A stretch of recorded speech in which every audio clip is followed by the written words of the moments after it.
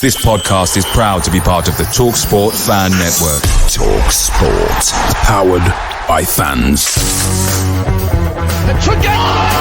What a goal! It's absolutely world class from Marcus today.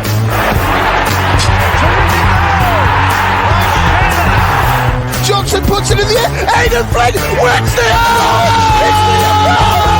It's still with Lee Gregory. He's in the box. Tries to screw him. Is it going to be there? Yes! Oh my word! The Wednesday Week!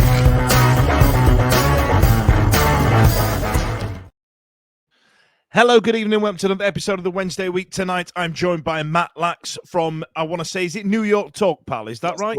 That's the one. I tell you what, this is about the 14th time you've been on this show, mate, so I should be a pro at that one. And we're here to talk about the upcoming game between ourselves and Rotherham United in... Hello from the other side. So, yes, coming up is Rotherham United, a team, unlike ourselves, struggling at the wrong end of the championship. So, this is where we take a deep breath and go, tell you what, pal, let's 20 minutes of your time, let's just get through it and see what happens. Now, we were just talking briefly off air there, Matt, about doing shows such as this when you're having a season like this. I mean, there's only so much whinging one man can do, and we're from Yorkshire, right? I mean, Christ, how does that work out for you? Have you found it difficult to try and keep the momentum up on doing a show such as this? Yeah, it's been difficult. Because if you have a bad game every so often, or you're going a 10-game losing one or whatever, then it's sort of like you can get through that. You can be angry for a few weeks, but there's going to be light at the end of the tunnel. You're going to win some games. It's going to turn. This season has just been there's a cul-de-sac and there's no end to this sodding tunnel. It's tough, but this is part of football, isn't it? We all have seasons like this. We've got the promotions and everything else make it extra special because we go through crap like this. Well, this is it. I mean, when you guys went up the other year, at our expense, essentially, you know what I mean? We were, we were fighting for that auto spot, and ironically, it was Michael Smith that took you up away at Gillingham, right?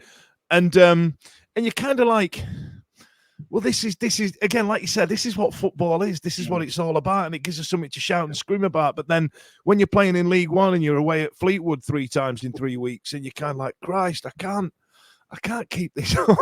You know what I mean? But we'll try and endeavour to try and get a 20-minute show out of us being upbeat a little bit. So, let's talk about the start of the season, Matt. I mean, it weren't, we were having a bigger shit show than you at the time, and albeit we've had a bit of change in fortune the last couple of months. But how did you feel it started? And looking back with the benefit of retrospect now, was changing the manager the right way to go? The start was decent. Up to the first international break, we did all right. We nearly beat Leicester. We nearly got something against Leicester. We did beat Norwich. We had a great start of the season. We picked up a draw against somebody else as well. And there were lots of positive performances in that first sort of month of the season. And you go into the international break, having signed a couple of players on deadline day, sort of thinking, right, this is Matt Taylor sort of cracked it here. And then we turned up after an international break. Well, we didn't turn up after the international break was the problem. We lost to Huddersfield convincingly, lost to Millwall convincingly, lost to somebody else pretty convincingly. And it all sort of went downhill from there. The turning point for the Matt Taylor reign was the Sheffield Wednesday game. The 2-0 defeat at Hillsborough was just... A lot of fans have sort of started to question him because they've been a poor run of results. But we just come off a win against Coventry on the Tuesday before we played you. And generally, we thought, thinking, right, Coventry are a solid championship. That's a good team. They're a good bloody team right now. They were 90 minutes off the Premier League a year ago. You know what I mean? Yeah. So I think, guys, turn the corner. This is it. And then we just turn in that performance, which is one of the worst Rotherham United performances in the South Yorkshire Derby in living memory. And then you sort of thinking, right, okay, that's really, really, really bad. But can he turn it around? And fairness to the board, he was given 2 or 3 games. We picked up a point against Ipswich, which was a great point against Ipswich. I think of QPR as well. And then we went to Watford, laid down, had his belly tickled, and lost 5-0, which was the final nail in the coffin for him. But the beginning of the end started with that 2-0 defeat at Hillsborough, which was just an absolute embarrassment of a performance. Yeah, well, this is it. Like, some of those teams that you've just listed off there that you've got points against, I didn't fancy the Rotherham game at all. I didn't fancy it because there's two things I don't like, and you've just listed them there. Local derbies and international breaks, because local derbies, the form book goes out the window, and I assume we'll get into that in about 10 minutes' time. But then an international break can make or break your season a little bit. You can lose your momentum somewhat, which is what happened to you guys, or it can give you a bit of a reset like it did with us. You know what I mean? Rule got the players in after an international break and, grafted them hard and stuff like that. We managed to pick up a couple of points, but, sometimes it can really go the other way. Like, I look back under our time against Carlos, some of the international breaks absolutely used to stifle us. And I was like, no, don't like them. Yeah. So looking back then, in terms of changing the manager to Richardson, do you feel like, are you now thinking, shit, I wish we'd have stayed with Taylor just a bit longer because he managed to get some big scalps there? There's a little bit of that. I think it was the right call. We were 4 points adrift when we sacked Matt Taylor. The problem was that we waited 4 weeks to appoint Liam Richardson by the time we were 8 points adrift. And Liam Richardson, you find with one arm tied behind your back, well, two arms, because obviously the players aren't his as well. A lot of short-term contracts. If we'd have appointed Liam Richardson the day after, or 3 or 4 days after, or even a week after, because that was into the international break, you're sort of thinking, okay, he's got a week before the next game, whenever it leads or wherever it was against. There's something here. He's only 4 points adrift. You're well within touch. Let's go. He comes in with 8 points adrift. We've not won back-to-back games at Championship in about 15 years or something stupid like. So it was never gonna work when we got turned down by Nathan Jones, Gary Rowett, Mark Warburton, John Eustace wouldn't. I don't think we're ever interested. But we got turned down by some okay managers, not very good managers, and those were just the public names that came out that turned us down. Who else, sort of privately? I do like Liam Richardson, and I think he'll be brilliant in League One. But he's like I said, he's working with two hands tied behind his back. He's just on an absolute high to nothing, I think. So, I mean, you mentioned it there about being resigned to League One a little bit. Some of our fans are kind of on the fence with it because a few teams have kind of been dragged into it. You must be looking up a little bit with a bit of green-eyed monster sort of saying, well, it was us Wednesday and Huddersfield that were all fighting for our lives, and then all of a sudden we've pulled in Millwall, we've pulled in Stoke. You know what I mean? You've got, it's a bit like, oh shit. I bet you kind of wish that you were a bit, I don't know, a bit in the mix, as it were. Absolutely. We were saying at Christmas, our fixture list was tough post-Christmas, but now we've played all 4 top teams. I think we've only got West Brom left to play in the playoffs. So right now, if we were in touch, if we were 6 points in touch, we're sort of thinking, right, we've got you to play at home, we've got Plymouth to play at home, we've got Huddersfield to play at home, we've got Millwall to play at home. We sort of think there's a chance here to pick up, but because we're 16 points. Is that how far it is? I'm going to upset you, Matt. I've got a copy of the bottom half of the league table here to stick. And I'm sorry, mate. It sounds like I'm taking a piss, but it's like you're right. There's a lot of teams in there that if you're playing them at home, you Birmingham can. As well, got them. You could. Have you? Jesus Christ! So do you reckon there's an element of you closing down that gap? Because there's still that fear that Sheffield Wednesday might do that same thing, where you've got the element of being able to close down that gap, but still just being outside, just running out of games towards the end of the season a little bit. You know what I mean? Like, I think you could pick up 3 or 4 wins and go, come on, we're going to stay up, and then you could do what we do and drop your ass to Huddersfield somewhere. I suspect we're done. I'm struggling to see where the next point's coming from. We not only took the game to Ipswich and nearly got something, but then you go into QPR and just sort of fold a little bit. There's not enough. But you took the lead in that game, didn't you? Right? We took a lead after 5 minutes or so, which appears to be our undoing. Don't take the lead early because that's a bad idea apparently. There's not enough. This team's confidence is absolutely on the floor. It's shot to shit in it. Completely short. They've got some okay players. This squad is full of decent players. I think man for man, we're not a bottom 3 team. The problem is they're not arsed, which is probable for some of them, or it is a confidence thing. And Liam Richardson has not been able to bring the confidence back up. Really, he's trying to make us difficult to beat, which is dull. It's so dull to watch, and we're not getting beat 4-0, 5-0 every week. But it's just dull to watch. But what you're doing better than us, which is going to sound ridiculous to say, given the points difference, you're actually up until probably the last few weeks, we've not been able to score a goal. But like that game against Hull, the game against what was it against Ipswich? It was like a 7-goal thriller or something. Yeah, right. But you put in goals in the net, and you're trying to be difficult to beat. There's part of me that's looking at this game coming up, thinking they can score. If we can, yeah. That is a new thing, I would say. Before the whole game was when it was just turd. We lost 1-0 to Stoke, and we don't think we had a shot on target. We lost 1-0 to Watford in one of the worst games of football I've ever seen in my entire life. Yeah.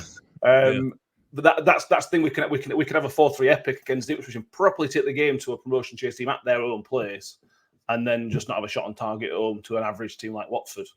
I think the building blocks are there. I can see what Liverpool is trying to do. So I think for next season, I can sort of work out what the plan is, which is a positive. I understand it and it makes sense. But he ain't got the players. He just ain't got the players to do it at the minute. We're massively injury hit defensively.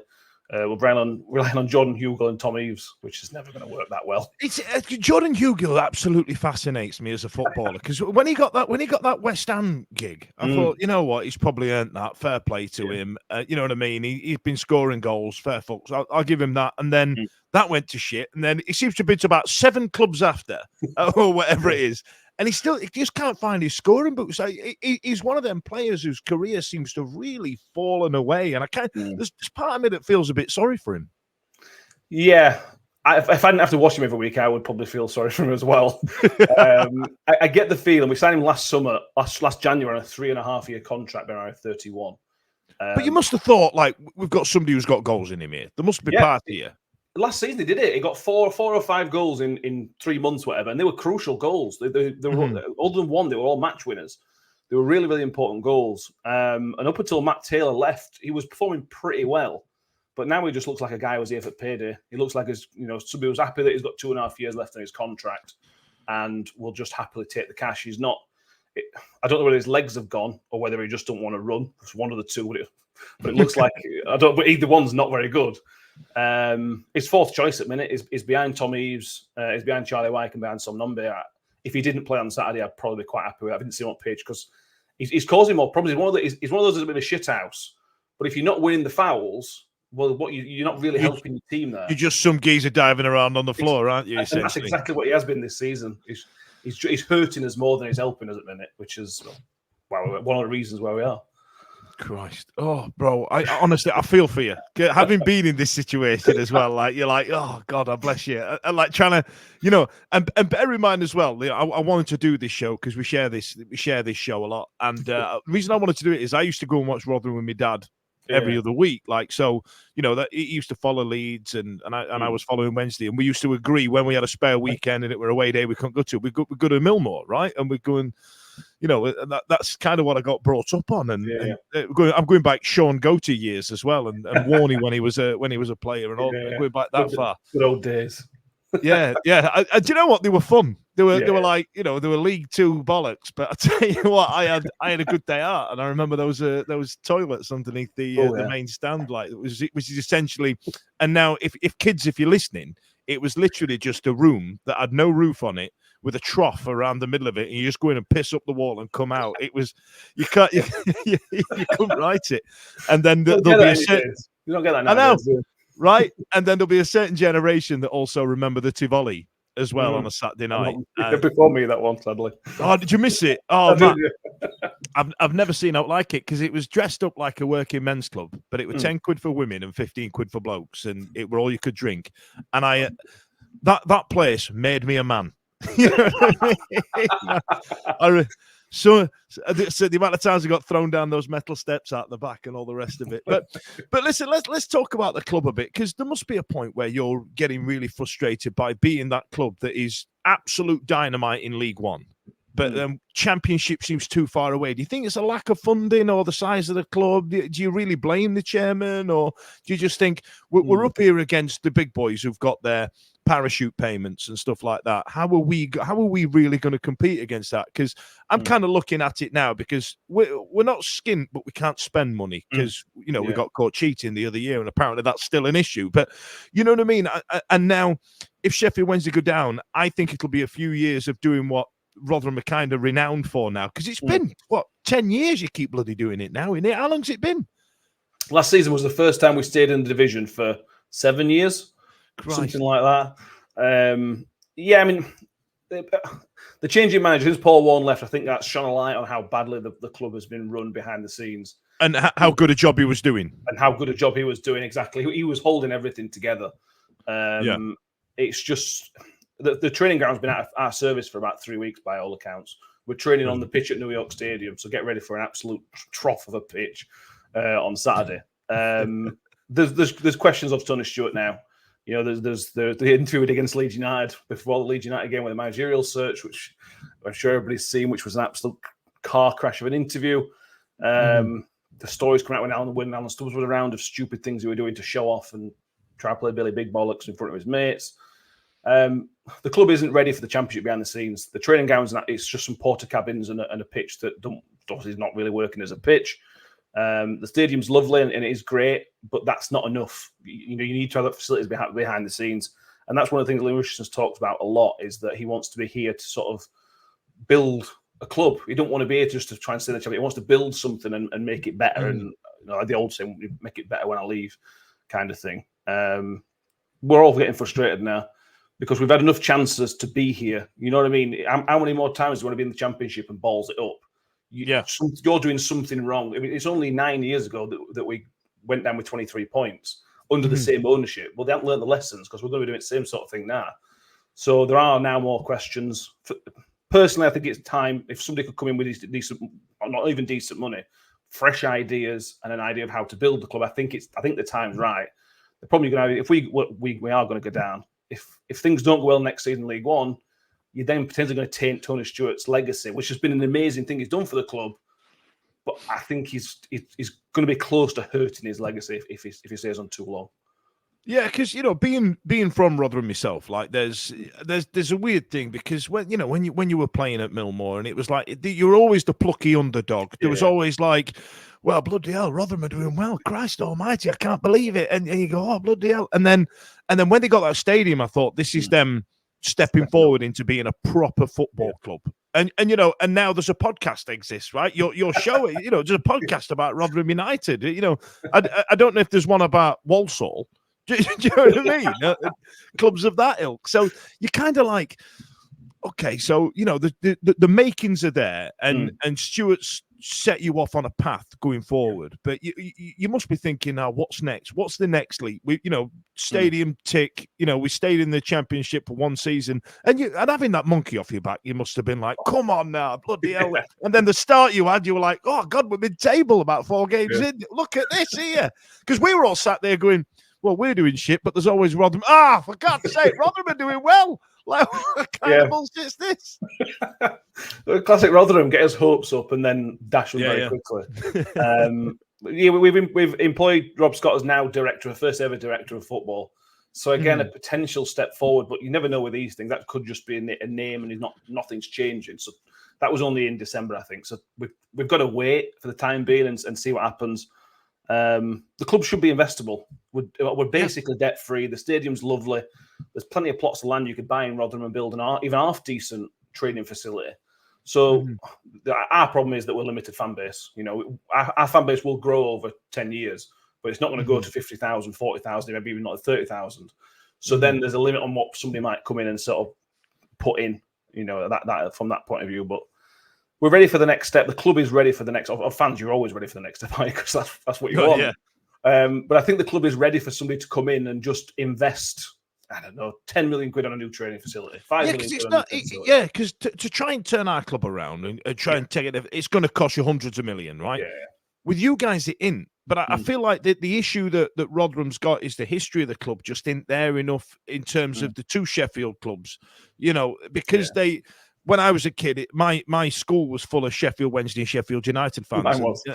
and that's in Rotherham, right? Yeah. So because they were doing well at the time. So when you, like I said, around that era where you got the stadium, there'd have been more people coming through as Rotherham fans, and that's great. But there must be a point where you're thinking, we're not getting any new fans. We're not going to get to 25,000 people a week coming in. We're not going to get there unless we do something, can turn up. We need to start taking, because there was that season where I think it was Doncaster and Rotherham were the only representations of South Yorkshire in the Championship one season, because we absolutely shit the bed with the Blades. So you kind of like, I don't know where these fans going to come from. Are you investable? But I think you are. I've always thought you were, and there's not.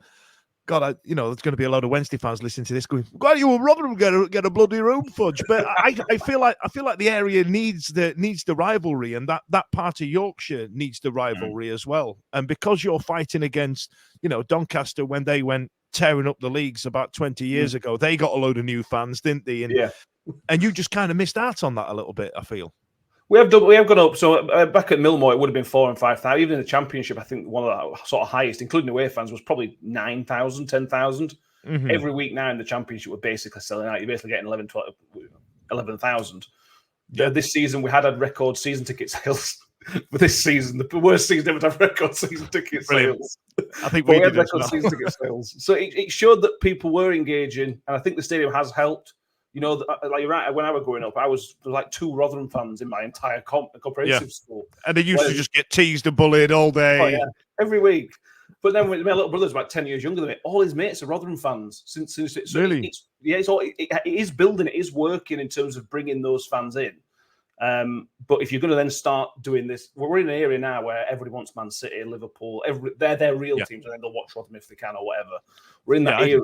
You're not going to retain those fans, but getting 19 points after 34 games, it's just not going to happen on a semi-regular basis, as it were in 2017. It's just frustrating. It's just so frustrating because I can see the potential in this football club. I've got my rose tinted glass, but I can see it. If somebody does come in, does something clever and sensible, and with a little bit of something behind them, there's something there.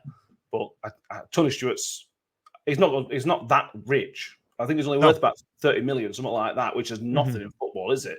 It needs somebody else to come in, I think, to take the next step. But he's never going to make us bust. We're not going to he ain't, because he's a Rotherham lad, isn't he, Tony Stewart? I think he's Rotherham. It was a Wednesday night, wasn't it? Before he bought us. And then now he's I think my dad will say the same about Leeds. He's him and his lads that he worked with have got a box there. Like me and my dad on this fixture specifically have some absolute tear ups. So I'm sorry to bring it up. It does sound like I'm taking a piss, but I swear to God I'm not. Like I wanted to go back to that game at Hillsborough because there were times when we were playing, and you knew Smudger would have a good game. Playing him, I thought was of course he's playing Smith in that game because he all of a sudden turned into prime Maradona. I don't know what the bloody hell happened there because at that level he's not really done it, and he's fallen down the pecking order somewhat. But then playing you lot, all of a sudden, no, he's Alan Shearer, Newcastle. But there was a couple of players for you guys stood out to me. One of them was Anya Dinma. Is that right? Yeah.